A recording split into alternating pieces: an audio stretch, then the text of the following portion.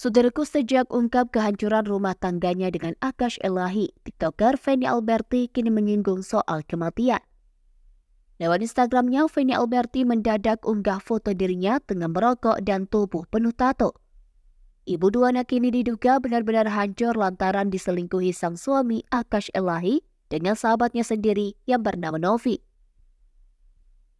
Dalam unggahannya, Feni Alberti mengungkapkan bahwa dunia ini hanyalah bercanda, di mana hal yang paling serius adalah kematian. Dia juga menyebut kehidupannya hanya tentang kerja dan istirahat hingga datanglah kematian. Sekarang waktunya kerja, malam waktunya istirahat. Terus mengulanginya sampai kematian itu datang, tulis Feni Alberti. Postingan Feni Alberti tersebut langsung menjadi sorotan netizen. Tidak sedikit netizen yang turut prihatin dengan nasibnya. Namun banyak juga netizen yang menyindir karma yang dirasakan oleh Feni Alberti. Diketahui Feni Alberti rupanya pernah memaki-maki mantan istri pertama Akash Elahi.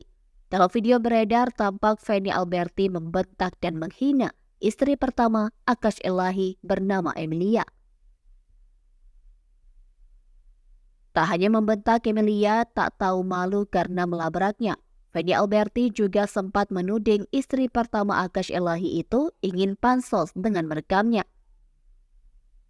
Usut punya usut, Feni Alberti juga pernah menghina wajah istri pertama Akash Elahi yang tak terlalu cantik dan tak bisa memberi keturunan. Menurut Feni Alberti kala itu, Akash Elahi yang tergolong tampang tak mungkin bertahan dengan istri yang tak bisa memberikan anak. Kini banyak netizen yang turut prihatin dengan masalah yang dialami Feni Alberti dan Akash Elahi. Namun sejumlah warganet pun merasa keretakan rumah tangga Feni Alberti dan Akash Elahi ini bentuk karmanya telah menghina istri pertama tak bisa memberi keturunan.